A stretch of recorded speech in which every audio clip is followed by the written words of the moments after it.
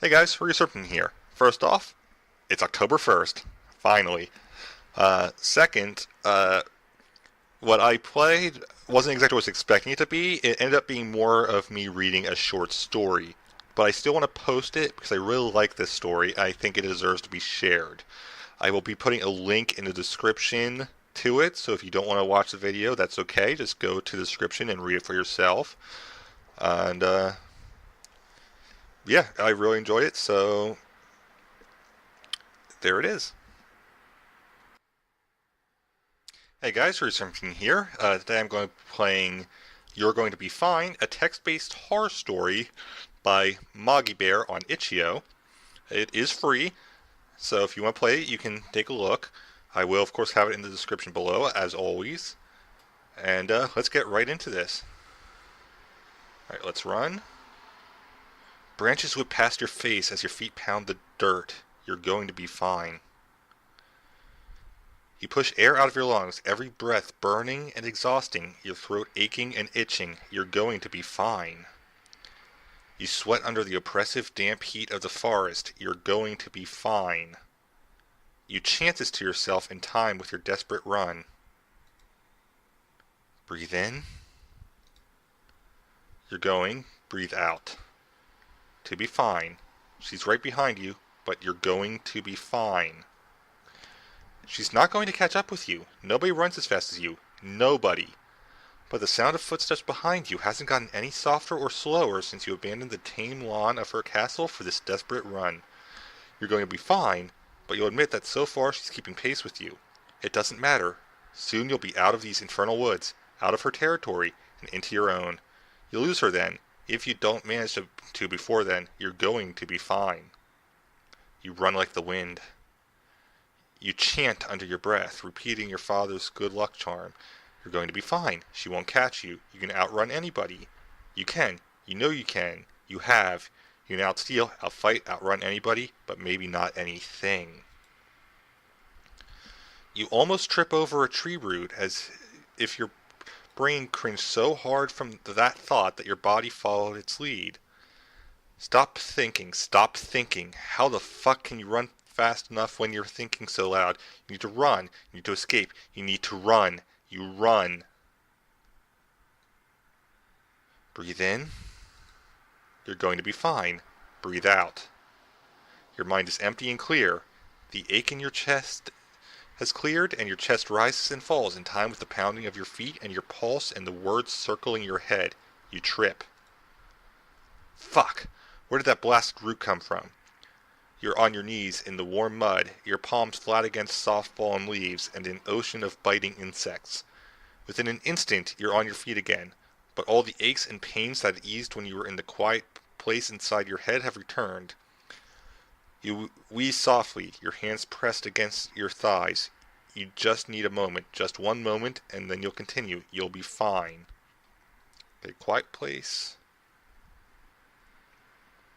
When you run, you find a place inside your head where everything else falls away, where all the world is quiet, empty, but for the ground under your feet.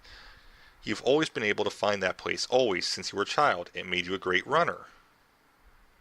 It made your father love you. Oh, that's depressing. I probably should have clicked on links earlier then. Okay. You'll be fine. You lift one hand and check the bulge in your throat with one hesitant finger. It comes away wet with more than just mud. You're not sure when you began to bleed. You don't have time to think about it, but memories slam into you like a train, leaving you breathless and freshly aghast, your old wounds aching and the new ones still bleeding. The word your father whispered to you the very last time you saw him, cloak torn and eyes wild, your final night in her bedroom, the glow under the door, the silent way you slipped out from between the sheets trying not to wake her. The way your throat tore as you swallowed your prize, the look in her eyes as salvation was lost to her forever. You're thrown from your memories as you nose the sound you don't remember. Silence. You can't hear a thing. You strain your ears for the softest footfall, but there's nothing. There isn't even any bird song. but that's hardly unusual for this forest. Has she stopped chasing you at last? Have you escaped? Your lip is raw and bloody under your teeth, as you refuse to breathe, as you refuse to dare to hope. She's in the forest. You know she is. She always is. But where? Creak? Something at your feet makes a strange but familiar noise. An old castle in the dark of the night. Look down. Your gritted teeth do nothing to disguise the sob that breaks from your throat. You're strong, but this is something you're not come out for. Nobody is. You look down. You can't help yourself. You knew that you were too graceful to trip by accident. The tree root is moving. It's sluggish, but even if it hadn't given the game away by tripping you, you know from long experience that it's just an act. Of course things are slow to react for the first few moments of the unholy life she breathes into them, but this is inside the forest. This tree has been alive for centuries. Perhaps even longer. You stare down at the tree root as it twines slowly, seductively. Before you came to her forest, you never knew how beautiful nature could be, how strange and alien, and yet so familiar. There's something about the way that it moves that transfixes you. You're going to be fine. The words run through your head slowly and softly, a whispered lullaby in a familiar lilting voice. To be fair, she could hardly have known the significance of those words. The words snap you out of your hypnotized state, and you blink at the tree root, startled. It's closer than it was, only moments ago. Moments or minutes? You have no idea how long you spent under the sway of the plant. You have no idea how close she is. Apart from the soft rustle of the roots making its way across the leaves to you, you can't hear a thing. You know she likes the quiet, but it's time for her woods to become noisy again. Run. You take off, slow, giving your abused body a few precious moments to get used to the already punishing pace before speeding up. You don't have the time to coddle yourself. Your father is waiting. She's close behind. You know she is. But he's waiting for you, and you're going to be fine. You swore to your father that you would be. You swore to yourself. You're going to be fine. You run. You realize the footsteps have begun anew, closer than before, or farther away. The snow muffles sounds, confuses you. When did it start to snow? You brush the thought away, impatient. It has been snowing for as long as you can remember. The winter has been long. The winter has been long, and your father is waiting for you, and you're going to be fine.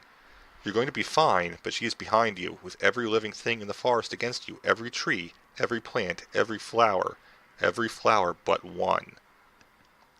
Even now it pricks through your skin, a ruby droplet easing down your throat with every breath. She is behind you. She is somewhere in the depths of the woods behind you, and your chest aches to know that you're leaving her behind, and the desperate sorrow in your heart tells you to stop, and maybe she'll forgive you if you turn back now, if you promise to never leave her again. Promise her your eternal love and loyalty on bended knee, and she's inside you. You stagger to a halt, the words racing through you like thunder, breath rattling through the maze of thorns in your throat. You aren't as immune as you thought. You are almost more plant than girl, and her thoughts are inside you, growing alongside you and the rose. They are both inside you to the bone, and there's no cutting them out, not now. Not that you would remove the rose, even if you could. Yes, it's the conduit, letting her mind leach into your body, but it's also your last and only chance of survival. Your father is waiting for you and the rose. And your sisters? Your sisters are waiting. They want you to return, regardless of what you want, and your father wants the rose that doesn't even belong to him. You're nothing like your father or your sisters. You know that. She taught you that. It is snowing, and your sisters are so jealous of you. It's cold, and you miss her warmth. The way she wanted to protect you is cold, and you're going to be fine. Now let's take a look at sisters. You have sisters, 2 of them, she said. They love dresses and jewels, and are very beautiful. Far more beautiful than you, with sharp little minds to match their sharp little eyes. You have 2 sisters, and they were waiting for your return. 2 of them, she said. So it's not something I'm remembering. You shake your head to dislodge her thoughts and spit blood on the snow. How have you had the time to bleed this much? The blood had not even begun to ooze through your skin when you left the castle, and you've only been running for... You have no idea how long you've been running for. And for the first time, you realize you have no idea if you're even running in the right direction. But every forest ends in every direction eventually, and she's still trying to infect you with her thoughts. She's still chasing you. You can outrun anyone in the world, and you are going to be fine. The woods are lovely, dark, and deep, but I have promises to keep, and miles to go before I sleep, and miles to go before I sleep. Robert Frost. Okay, I like this. It's a nice little short story. Get some information there. So it definitely seems to be a fae tale, which is always interesting. I was expecting more of a multiple choice type adventure game type thing, but I like this. This was good. mogibear did a good job on this. So I'm still going to post this. I'm going to put this up, and I am of course going to link to the actual game, and you guys can read it on your own time. I'll put a thing before this video probably saying about what it is. So thank you guys for watching. I'll see you guys next time, and have a great time wherever you may be. Bye guys.